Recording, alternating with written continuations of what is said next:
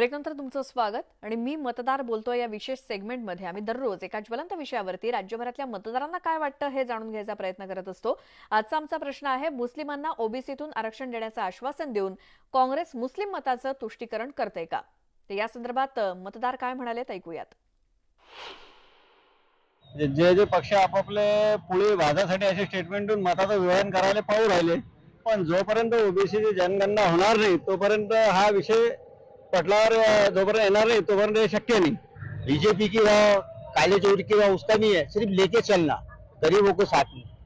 हुकूमत तुम ही करो, ऐसा कुछ नहीं है, पर सबको एक नजर से देखो। बोलने का मतलब ये है, जात पात के बारे में झगड़े कराना, गरीबों को मार खिलाना, गरीब मर रहे बेचारे, और कुछ भी नहीं है। मताचं विभाजन आहे आणि सुरू असलेल्या लोकसभा निवडणुकीत मतदार आपल्याकडे कसा वळेल फक्त एवढाच दृष्टिकोन समोर ठेवण्यात आला आहे। मुस्लिमांसाठी आरक्षणाची तरतूद ही घटनेत केलेली आहे। घटनेला पकडून आरक्षण जो सत्तेवर बसेल तो केवळ कोणीही करू शकतो, फक्त मुसलमानांच्या मतदानासाठी आणि मुसलमानांचा खेळखंडोबा करण्यासाठी हे फक्त जुमलेबाजी।